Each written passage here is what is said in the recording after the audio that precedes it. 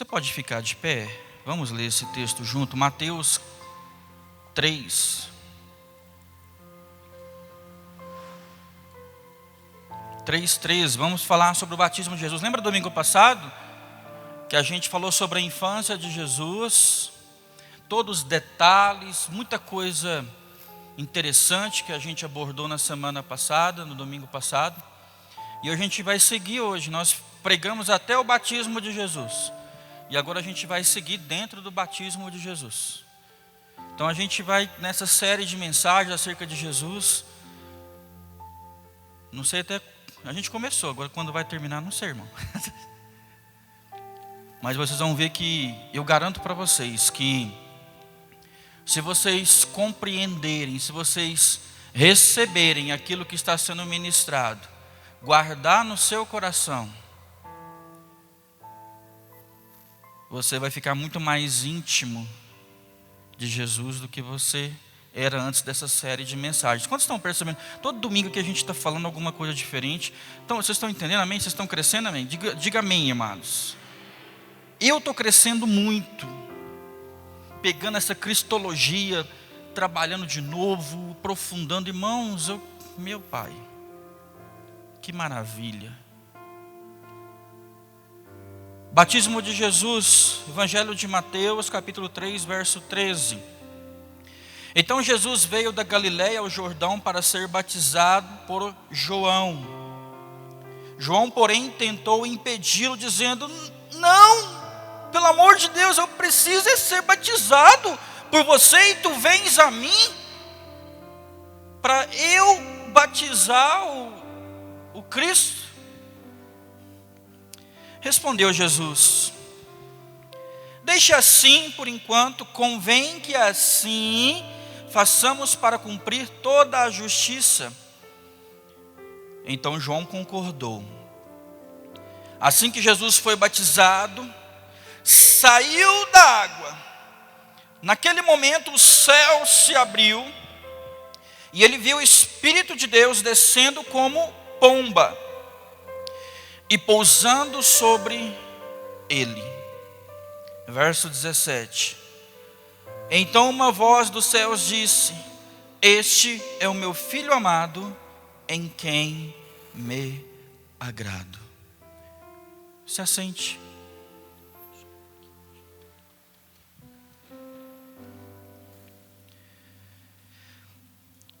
O momento do batismo de Jesus foi um momento divisor na vida dele. A humanidade sagrada de Cristo era o elo entre o céu e a terra.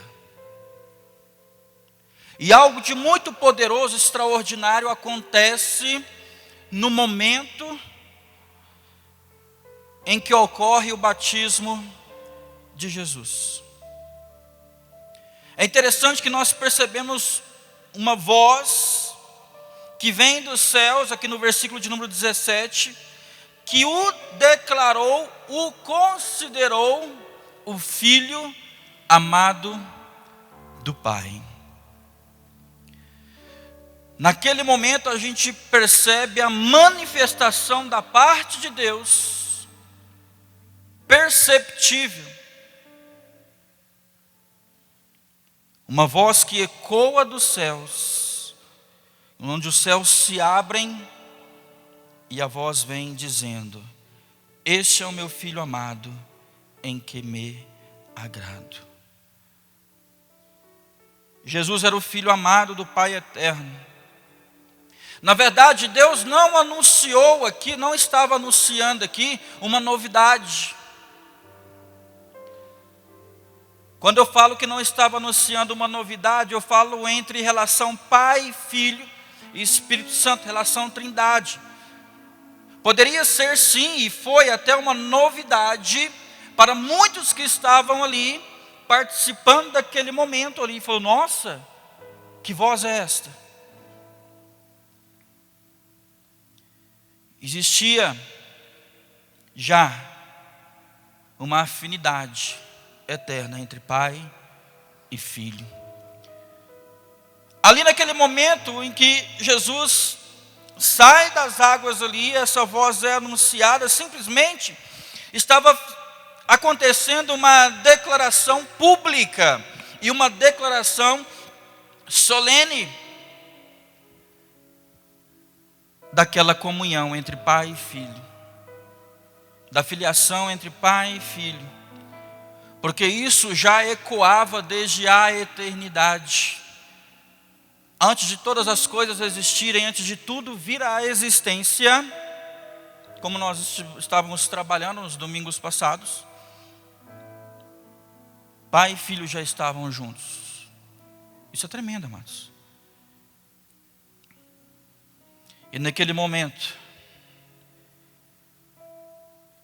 Jesus se apresenta como mediador. Jesus torna-se a ponte onde é religado a comunhão entre o homem, a criação sublime e suprema de Deus, com o Criador. Naquele momento, o coração de Deus se alegra. No batismo de Cristo, cumpre-se a iniciação da redenção. Sabe, queridos, o Cristo que saiu das águas, do mesmo modo como no Gênesis houve a separação entre a porção seca e a porção molhada, entre terra e água, houve-se a separação, era tudo muito caótico, trevas cobriam a face da terra. E nós entendemos, fazendo a analogia comparativa, de que antes de Jesus ser imergido nas águas, não havia mais expectativa para a humanidade. Mas quando Jesus sai, algo novo acontece. Nós vamos ver isso daqui a pouco, um pouco mais à frente da mensagem. Um comparativo em relação ao dilúvio. Quando Deus se arrepende de ter criado a humanidade e destrói toda a humanidade, e apenas casais de animais e algumas pessoas sobreviveram dentro de um grande barco. E quando saem, aquelas águas baixam, a gente percebe que algo novo acontece. Propósito de Deus. É como o povo que estava marchando, fugindo no deserto, saiu do Egito, fugindo de Faraó. Eles chegam nas margens de um mar e falam: e agora é o nosso fim. E novamente, a água como propriedade sendo um instrumento de Deus para a operação de milagres, onde Deus, quando Moisés toca as águas, o mar se abre. E aquele povo passa com pés enxutos. Sabe, queridos? Nós temos agora então o batismo de Cristo, foi agora Cristo então glorificado. Cristo foi, de certa forma, empoderado, porque desceu sobre ele o quê? O Espírito Santo. Lembra da mensagem de domingo passado? Até então Jesus estava onde? No fundo do quintal da casa dele, numa pequena carpintaria, fabricando cadeiras, fabricando mesa. Quietinho. Mas quando Jesus, aos 30 anos de idade, por João Batista é batizado, recebe dos altos céus, enviado da parte de Deus, o Espírito Santo, em forma de pomba, algo muda na vida de Jesus. Onde o Espírito Santo de Deus chega, alguma coisa tem que acontecer, amados. E se nós somos esse templo do Espírito Santo, como foi ministrado aqui, cantado, como foi testemunhado. De forma alguma, a nossa vida deve ser a mesma. Sabe, queridos? O Espírito Santo, é interessante quando nós vamos para a Bíblia, o Espírito Santo nunca aparece na forma de uma pomba. Em nenhum outro lugar nós temos esse dizer, essa inferência de que uma pomba desceu em uma pessoa. O Espírito Santo desceu em forma de pomba, não. Somente na pessoa de Cristo.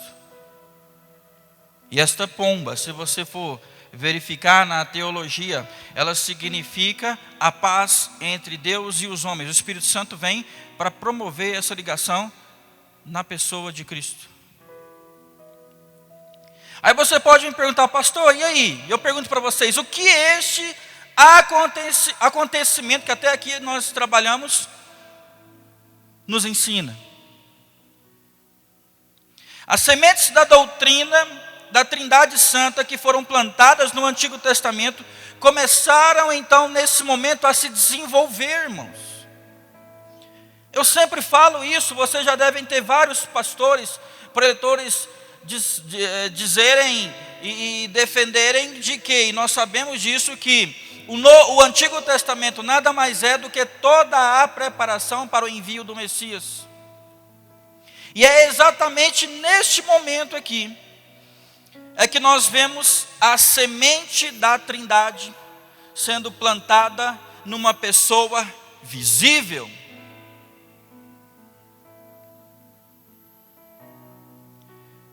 Na pessoa de Jesus, nós vemos toda a compilação do Antigo Testamento sendo efetuada. Isso é tremendo, irmãos. Isso no mundo espiritual tem um peso enorme. E com o passar do tempo, até os dias de hoje, nós temos percebido todo o poder que emana da Trindade Santa, toda a soberania. Tudo está devidamente de acordo com a vontade de Deus. Presta atenção, amados, tudo que está acontecendo na sua vida,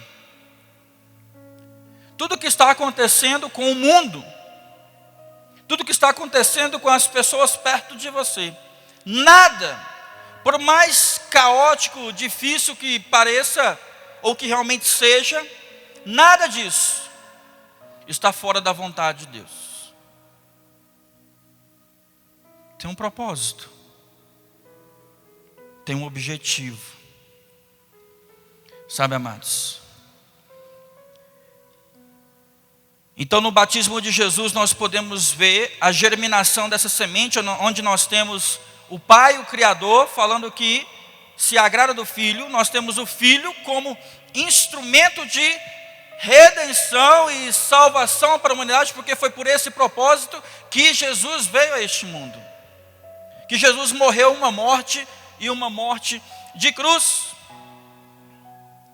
E como uma pomba, o Espírito Santo vem, pousa sobre Jesus, habita nele,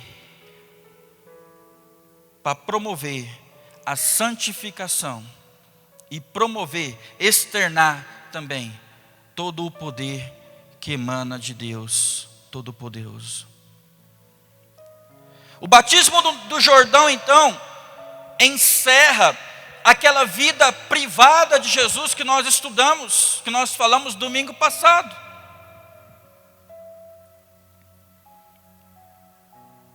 E dá início, então, ao ministério público de Jesus.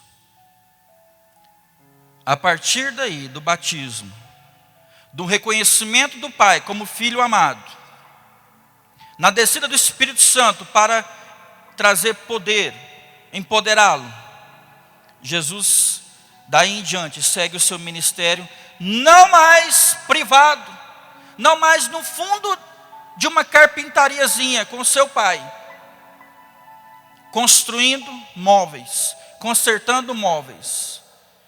Jesus agora vai para um outro momento da sua vida. Os 3 últimos anos de sua vida, de sua existência aqui na face dessa terra, como homem. Abra sua Bíblia, por favor, no Evangelho de João. João, capítulo de número 3.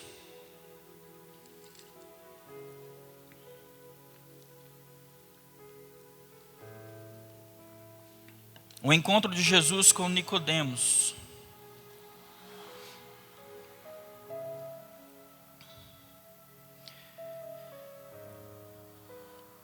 Versos 5 e 6. Respondeu Jesus a Nicodemos: digo-lhe a verdade, ninguém pode entrar no reino de Deus se não nascer da água e do Espírito.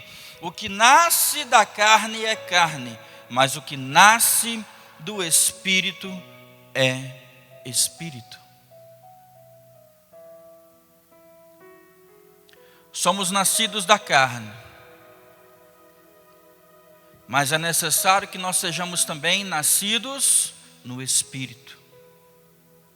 Reconhecidos do Pai, como Jesus foi, dizer: ali está o meu filho amado, ali está a minha filha amada, ali estão os meus filhos amados, em quem tanto me comprazo, em que tanto alegra o meu coração.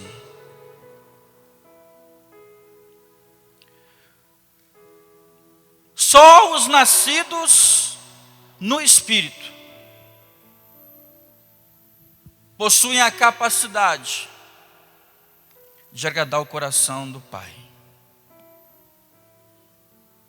Sabe, queridos? Quando Jesus, imaginem a cena, quando Jesus emerge, quando Jesus é descido, João pega Jesus e imerge ele nas águas. Até o momento que Jesus está descendo as águas, sendo imergido, Jesus era conhecido apenas como filho da Maria, o filho de José, o carpinteiro. E ele desce as águas. Mas Jesus, quando ele é emergido das águas, quando ele retorna das águas do batismo, ele já não é mais uma pessoa comum. Agora ali, ele é sim reconhecido do Pai e de todos como Jesus, o Cristo. Você pode dizer amém? Ele saiu pronto, amados, para revelar-se como era desde toda a eternidade. A partir desse momento, Jesus, o Todo-Poderoso, se revela na sua grandeza e no seu poder, que emanava da eternidade, dos altos céus. Sabe, queridos,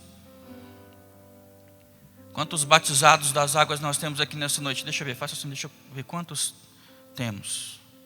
Alguns ainda não. Mas você, deixa eu fazer uma pergunta para você, amados. Jesus, quando foi emergido daquelas águas, saiu daquelas águas, Jesus foi extremamente eficiente em tudo o que fez.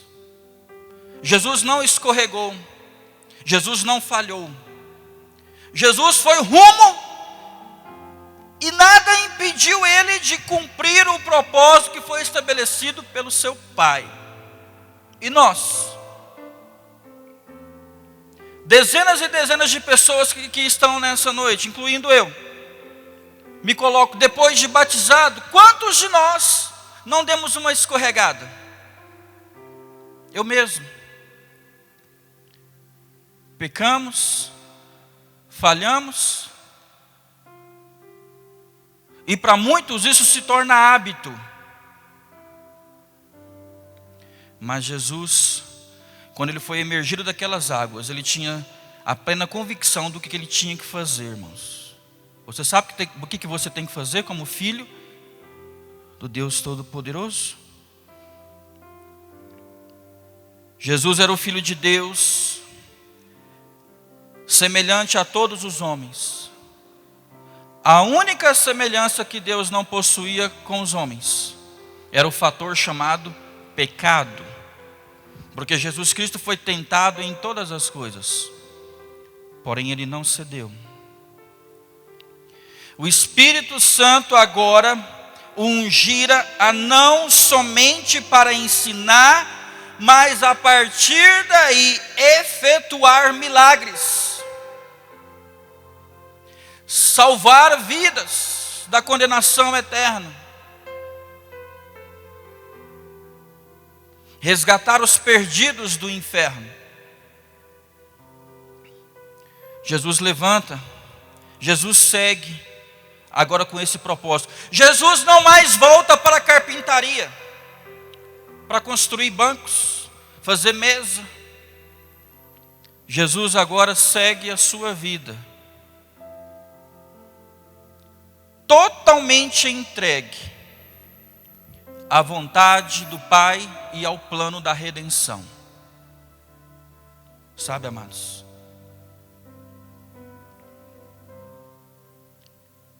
E como que fica a nossa realidade como igreja? Nós somos igreja. Entendendo tudo isso que eu falei para vocês, eu quero levar para um parâmetro agora, para uma reflexão agora, para vocês entenderem como nós estamos hoje como igreja. E domingo que vem a gente volta de novo acerca da pessoa de Cristo. Abram suas Bíblias, por favor, no Evangelho de João, já está aí, no capítulo de número 19. João 19.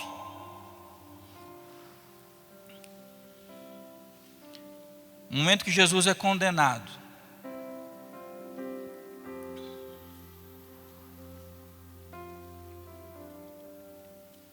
Pilatos, ele manda açoitar Jesus. Jesus é açoitado. Tem imagem aí, Abraão? Jesus? Aquelas imagens aí, coloque aí, por favor. Capítulo 19, verso de número 8. Aliás, verso de número 7. Os judeus insistiram: temos uma lei, e de acordo com essa lei, esse homem deve morrer. Por que ele deve morrer? Porque ele se declarou Deus, Filho de Deus. Jesus deve morrer porque ele se declarou o quê? Filho de Deus. Jesus estava mentindo, amados? Só que isso era algo assim escandaloso para aquele povo, para os religiosos de plantão. Ao ouvir isso, Pilatos ficou ainda mais amedrontado. Pilatos ficou realmente, falou: meu Deus, esse homem pode ser sim o Filho de Deus. E voltou para dentro do palácio, então perguntou a Jesus. Pilatos olha para Jesus, e depois de todos os relatos, todos os acontecimentos, Pilatos toma conhecimento de tudo que está acontecendo, olha assim para Jesus e pergunta: mas de onde é que você vem? De onde você vem, homem?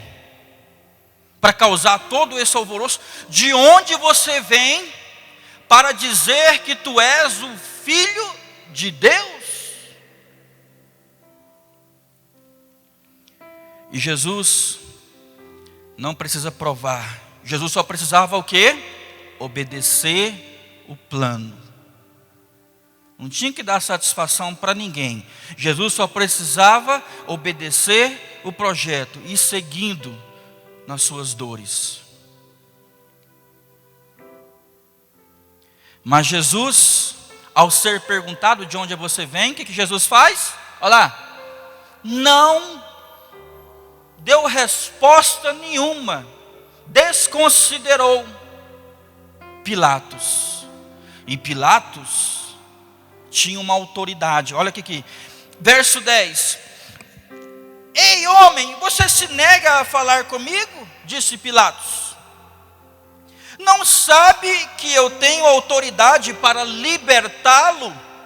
Se eu quiser agora decretar uma palavra aqui, te libertar, tudo o que está acontecendo aqui passa e você segue a sua vida. Mas eu também tenho poder, eu tenho autoridade para mandar crucificar você. Aí, meu irmão, aí que Jesus manifesta. Aí Jesus vai falar o que para ele? Não terias nenhuma autoridade sobre mim, se esta não te fosse dada de cima. Por isso aquele que me entregou a ti é culpado de um pecado maior. O Filho de Deus ia morrer, irmão. Não foram os homens, não foi Pilatos, não foram os judeus que mataram Jesus. Foi o próprio Deus que entregou para o cumprimento do plano da salvação. Ei, peraí, e é tudo isso? É. Sabe, amados, a igreja cristã vive hoje uma enorme crise. Que crise é essa, pastor? A crise da fé. Lembra que eu falei domingo passado que eu ia tocar nessa questão sobre fé? Uma outra grande crise que o mundo vive hoje é a crise da cristologia. É a crise da falta de conhecimento da pessoa de Jesus Cristo. Jesus Cristo sendo substituído por pessoas, coisas, intenções, projetos desconexos com a sua vontade.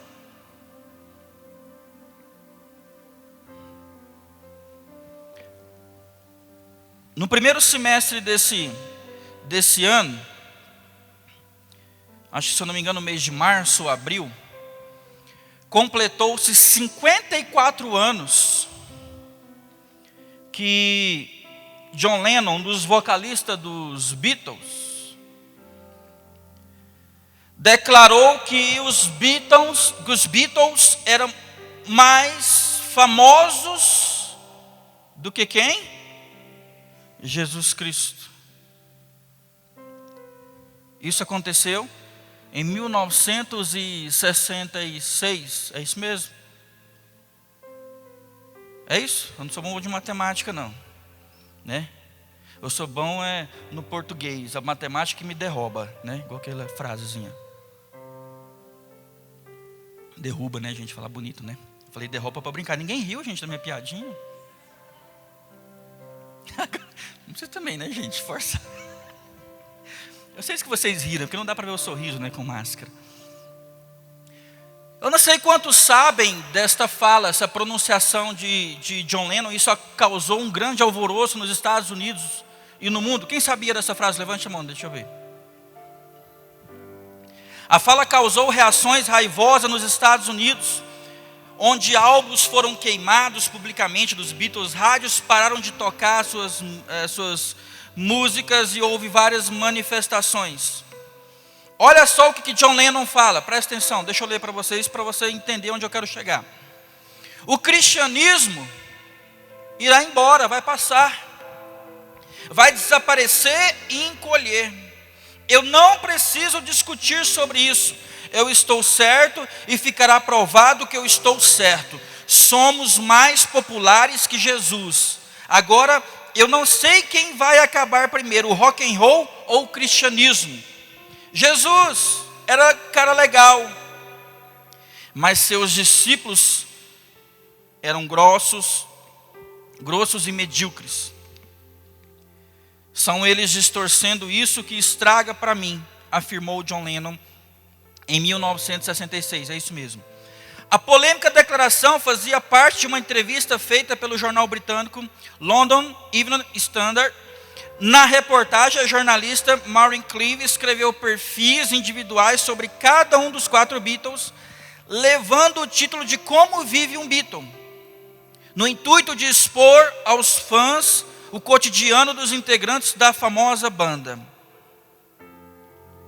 A edição foi publicada em 4 de março de 1966, mas não trouxe a fatídica afirmação em destaque, muito menos foi evidenciada pela imprensa britânica. Foi apenas quando republicada nos Estados Unidos, os maiores países cristãos, que a frase causou reações controversas e raivosas do público, principalmente cristãos. E para encerrar, meses depois daquela declaração, o próprio John Lennon resolveu se posicionar publicamente e se defender de quem o acusava com a comparação com Jesus, porque o negócio estava pegando fogo. Ele disse assim: se eu tivesse dito que a televisão era mais popular do que Jesus, né? Eu vou aumentar um pouquinho mais aqui, não era da época dele. Mas se eu tivesse dito que a internet é mais popular que Jesus Cristo, se eu tivesse dito que as mídias sociais são mais importantes que Jesus Cristo, se eu tivesse dito que o celular é mais importante que Jesus Cristo, ninguém teria ligado. Eu só usei o termo Beatles para exemplificar.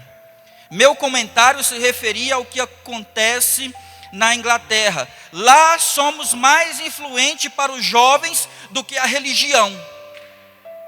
Na Inglaterra, que é berço de vários pastores, vários teólogos, homens de Deus, eu quero dizer para vocês que lá, sim, somos mais influentes para os jovens do que a religião.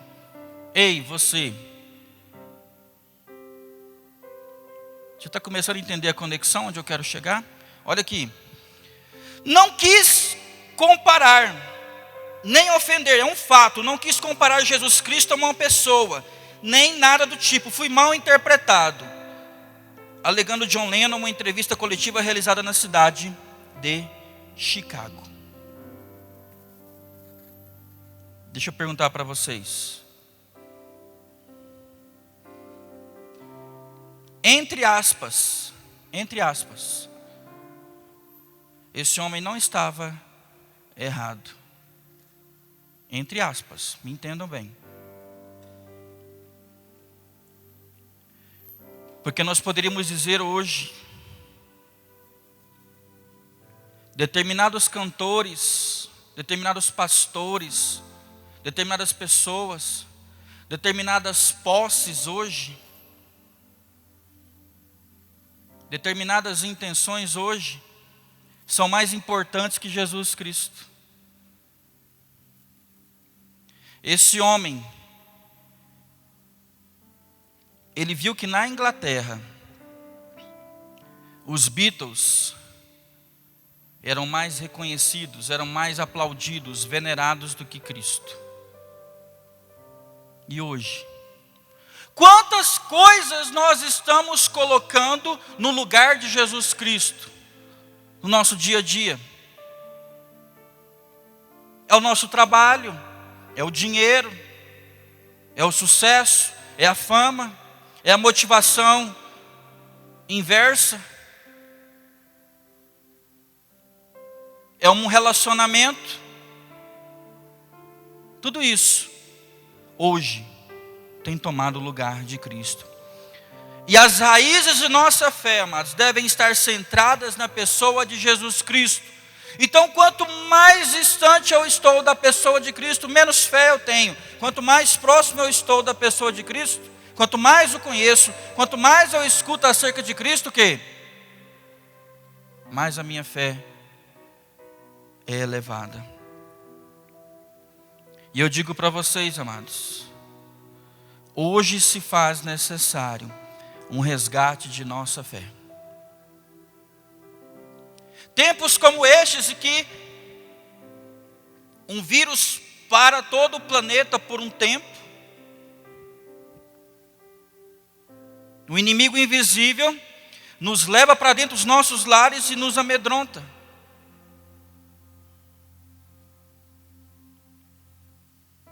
Nós dissemos ser os guerreiros de Deus. Os guerreiros se preparam para a grande luta. Vem a luta, corre para dentro de casa e fica escondido. Não que você não fez certo, eu fiz isso também, mas e o medo? Quantos até hoje nem voltaram mais às igrejas como num contexto geral? E nem vão voltar. Eu tenho um amigo meu, pastor, que diz: pastor, tem uma família da minha igreja que eles fecharam a casa deles na cidade, e era o obreiro mais espiritual da igreja. Fechou a igreja, fechou a casa dele na cidade, morrendo de medo, trancou tudo, lacrou tudo, e foi para uma chacrinha dele que só vai sair no final do ano. Eu falei: ô guerreiro.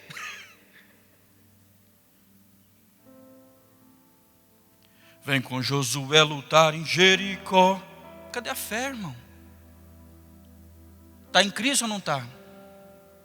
Essa fé, essa confiança na pessoa, na autoridade e no poder. Quando Jesus fala para Pilatos: nenhuma autoridade lhe seria dada se não fosse concedida do meu Pai. Jesus poderia simplesmente chegar ali em frente de Pilatos e fazer assim, ó. E aquele homem simplesmente morrer. Dizer assim: se Jesus chama o espírito, a alma, vem, volta. Se Jesus chegasse diante daquela multidão, Barrabás de um lado, Jesus do outro, Jesus olhasse assim e fizesse assim: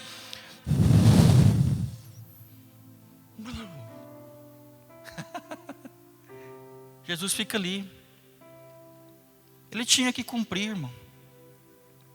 Ele podia clamar, miríades de anjos vir aqui naquele monte. Miríades não, um anjo, irmão. Porque eu falei para vocês aqui esses dias, mostrei em Apocalipse, que um anjo só um anjo vai ser mandado para prender Satanás. Não é legião não, é um anjo que vai descer com uma corrente, tal, pegar Satanás, vem cá. É um só, irmão. Sabe, queridos?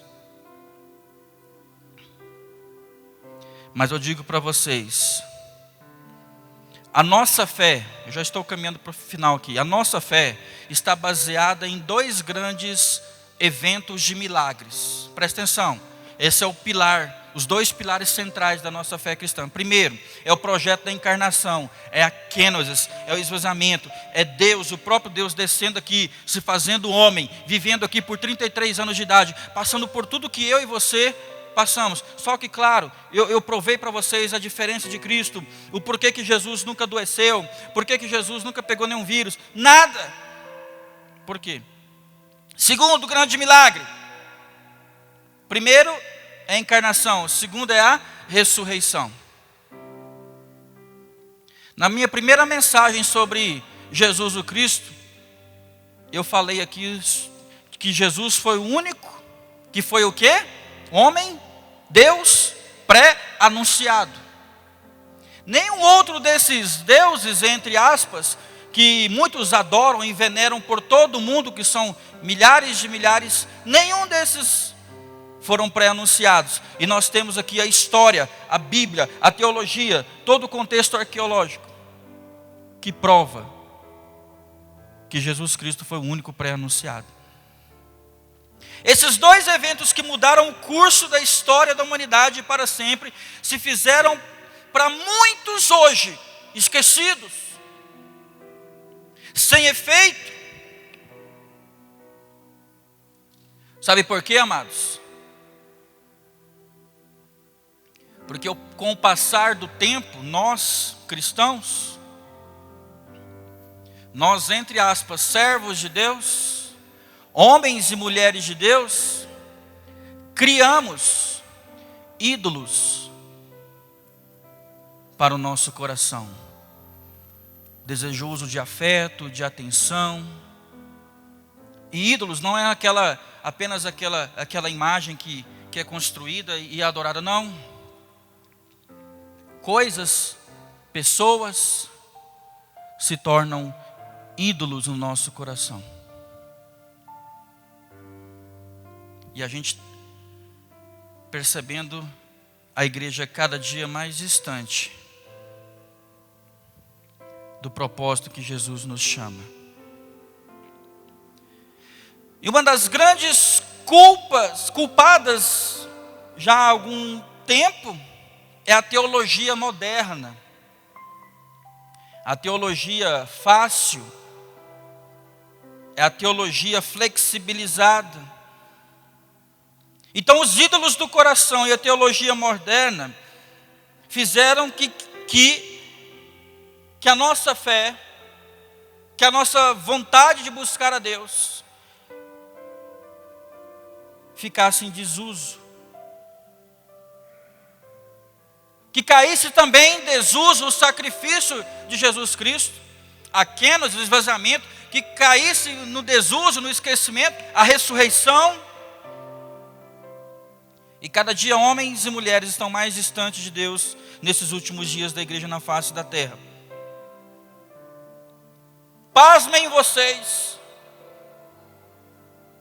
eu conheço pessoas cristãs que inclusive conviveram comigo no seminário por anos, estudando teologia, que dizia: não, tudo isso aí é um mito. E essas pessoas com essa ideia foram depois para as igrejas ensinar sofismas e desviar muitos rasos na palavra de Deus. Sabe, queridos? Então, neste tempo que nós vivemos, nesse exato momento que nós vivemos, não existe mais dentro dessa teologia moderna espaço para a mensagem da cruz.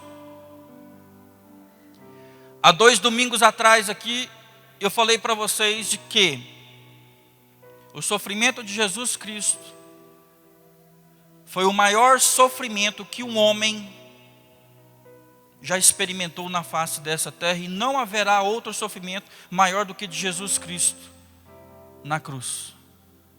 A dor que Jesus Cristo sentiu foi a maior dor que um ser humano poderia experimentar. E o porquê disso? O Evangelho nos remete à mensagem da cruz. Sim, eu amo a mensagem da cruz, até morrer. O quê? Eu a vou.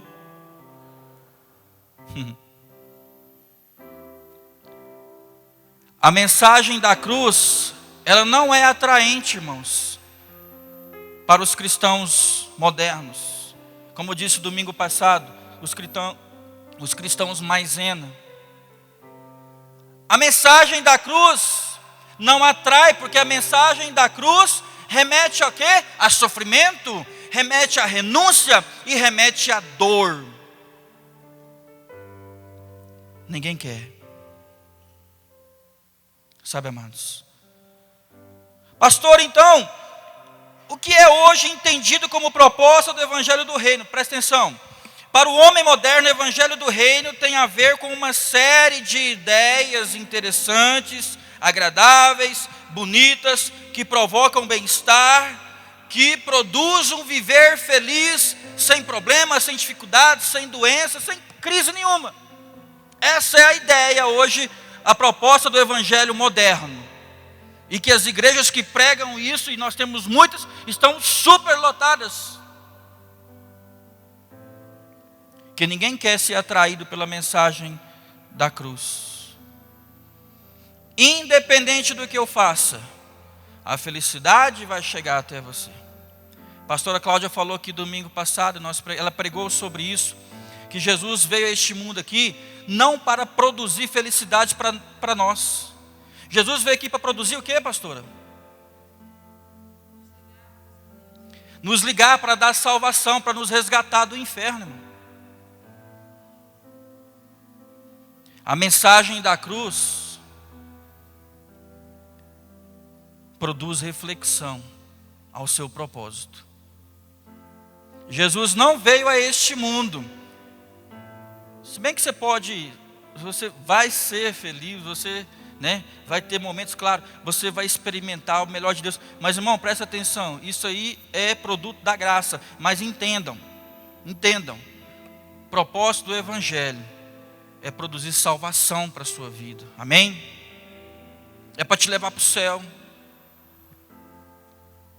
Segundo, pastor, o que as pessoas buscam hoje no Evangelho do Reino? Ideias, propostas, sempre positivas, onde as perdas é um fator inaceitável. Não, perder bens, perder pessoas queridas, perder trabalho, perder... Você vai perder. Porque existe ainda dentro de você algo que não existia dentro de Cristo. Essa velha natureza, esse Adão caído está dentro de você. Nós vamos perder, irmãos. Toda semana, irmãos, toda semana, tomo conhecimento de pessoas que estão perdendo entes queridos para esse vírus que veio lá dos infernos, irmão. Gente que está adoecida. Gente que perdeu emprego por causa disso. O que a gente coloca de cesta básica aqui é pouco, irmãos. Assistimos ontem um jornal na Record, em São Paulo, a quantidade de pessoas que eram microempresários, comerciantes, que estão morando hoje com a família onde, pastora? Tudo nas ruas, irmão. E aí eles, debaixo das marquises, separaram assim, escreveu, casa 1. Aí você vê um berço de criança, vai lá, uma família bonita, uns meninos gordinhos, saudáveis. Nós não conseguimos mais pagar o aluguel. Casa 1, aí você vai para casa 2, está escrito lá casa 2. É outra história de vida, outro contexto. Perdas, perdas, perdas. Pastor, pelo amor de Deus. O nosso ganho maior não está aqui neste mundo, amém, amados? Amém? O cristão moderno não aceita um evangelho que transmita verdades bíblicas e nem mesmo experiências da fé.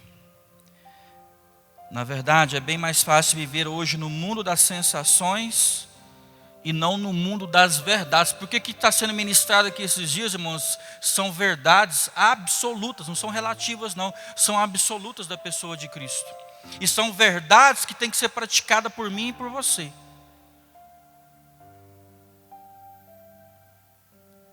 Porque se a gente não praticar essas verdades, porque o pai da mentira é quem? É o demônio. Então se você mente, você é filho do diabo. Você tem uma paternidade atribuída a Satanás, ao diabo. A única paternidade atribuída a Satanás é a mentira. E seja qual for, é mentira. Não tem ordem de grandeza não. Você é filho do inferno. O capeta está contigo. Graças a Deus aqui ninguém, todos somos adotados pelo Pai, né? Pelo Pai das luzes. Sabe, amados? Agostinho de Hipona, um dos pais da igreja, tem uma frase muito interessante. Preste atenção no que ele fala, a frase que ele diz. Os que não querem ser vencidos pela verdade, serão vencidos pelo erro e pela mentira. Perca. Se for para você perder, irmão, perca. Mas perca na verdade, não minta.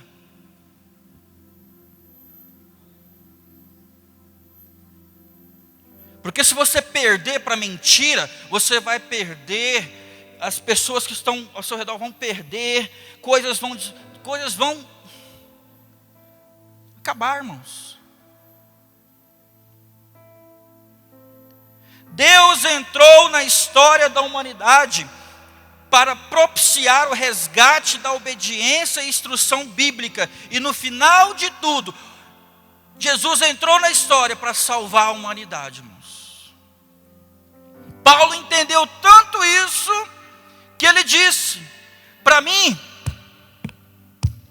pouco importa morrer.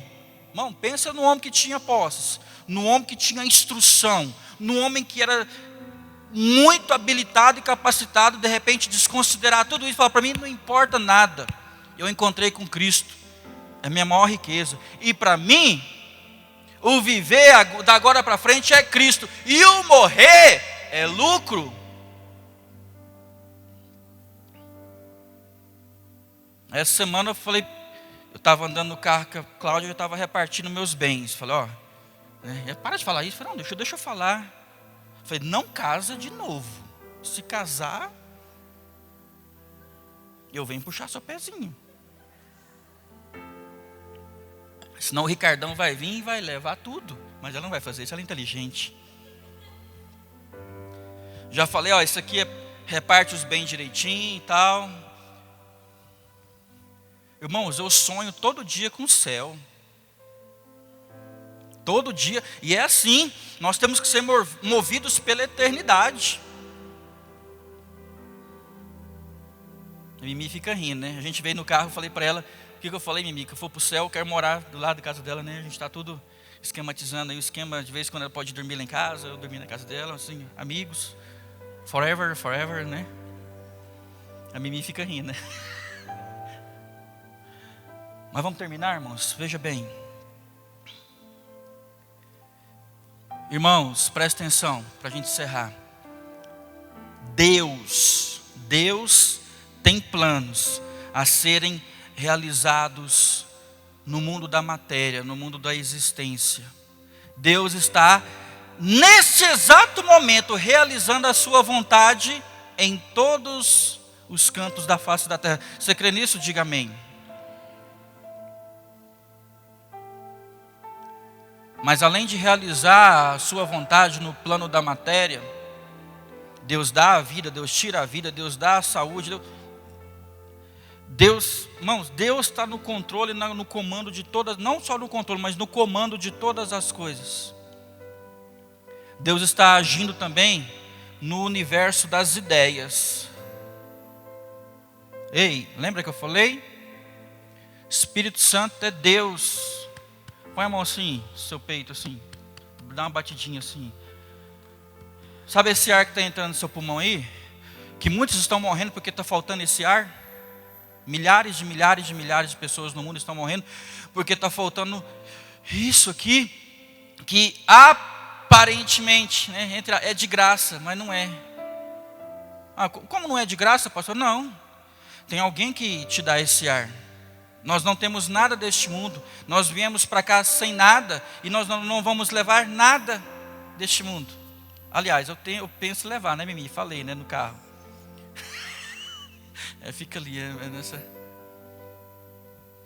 com essa cúmplice. Eu falei que eu queria levar os meus livros para o céu, que eu vou passar muito tempo lá, eu queria levar meus livros tudo para o céu. Mas é óbvio, irmãos, que a gente não vai levar nada. Vai ficar tudo aqui. Sabe, amados? Hoje no plano material, Deus nos mostra quem tem o domínio de todas as coisas. Quando Jesus fala para Pilatos, tudo está sob a autoridade do meu Pai, nenhum poder seria dado a você, ninguém, se Deus não consentisse e não tivesse dado. Você já entendeu a pedagogia do que está acontecendo hoje no mundo? A pedagogia do Covid-19? Eu não preguei essa mensagem aqui ainda, eu não sei se eu vou pregar. A gente vai começar um grupo de discipulado, talvez a gente venha falar isso no discipulado. Mas Deus mantém sob o seu domínio todas as coisas. A palavra profética em torno dos sinais revela hoje que a profecia se cumpre para o arrebatamento da igreja. Irmãos, não tem um mês que se passa nesse ano de 2020. E dentro de um mês acontece até mais episódios de sinais descritos para a volta do Cristo, para a volta de Jesus. E por último, quero deixar uma frase para vocês. Rudolf Bultmann, teólogo, escritor, um camarada, tem altos livros muito bons. Ele teve uma frase que fala assim, olha a profundidade dessa frase, irmãos. Se eu falar só essa frase aqui, eu poderia seguir agora mais 1 hora pregando só em cima dessa mensagem aqui, que ele fala assim, ó: não é possível, presta atenção, não é possível, é uma afirmação, ao homem moderno fazer uso da lâmpada elétrica, fazer uso das comunicações, do rádio, fazer uso da TV, e ainda crer nos milagres de Cristo no Novo Testamento. Pelo amor de Deus. Ele quer dizer o seguinte: ou é uma coisa ou é outra. Se você quer ter fé em Cristo Jesus e crê em milagres, desconecte-se das coisas do mundo. Pare de crer na ciência do homem e creia na soberania do Pai, o Todo-Poderoso, o Criador dos céus e da terra. Pare de desconfiar das coisas de Deus, quando você diz, não, eu creio, mas na verdade você não crê, porque você está tão atrelado, ligado às coisas deste mundo, que esquecem de observar, porque quando a modernidade entrou, nós estamos agora na pós-modernidade, na verdade quando entrou o processo industrial, a industrialização, Nietzsche afirmou: mataram Deus. Na vida de muitas pessoas hoje, presta atenção, isso é muito forte que eu vou dizer, irmãos. Na vida de muitas pessoas hoje que se dizem cristãs, Deus não passa de uma lembrança.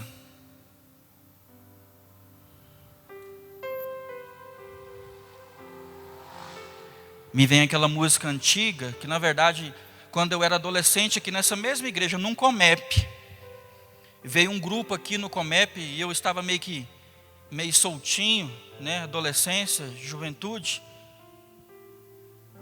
meio que distante das coisas, querendo me aproximar das coisas do mundo e esquecendo. E veio um grupo aqui cantar, um grupo chamado Rebanhão, quero voltar ao primeiro amor. Eu falei, meu Deus, eu estou distante desse primeiro amor. E quantas pessoas hoje distantes desse primeiro amor? E sabe por que estão distantes desse primeiro amor?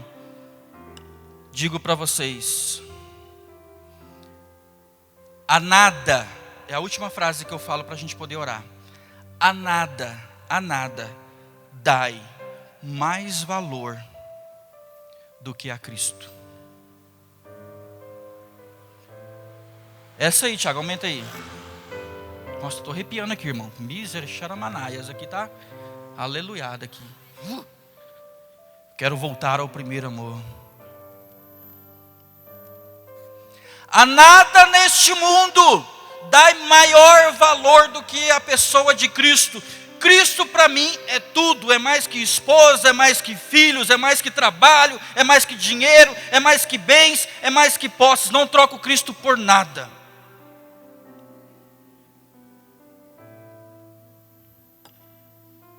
Fique de pé.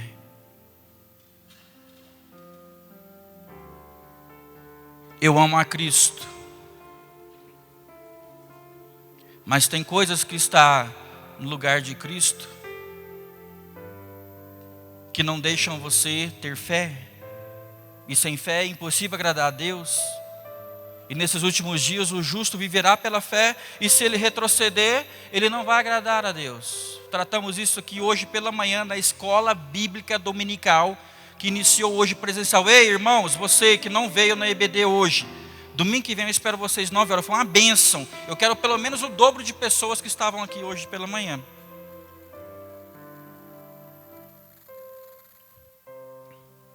A nada dá mais valor do que a pessoa de Cristo.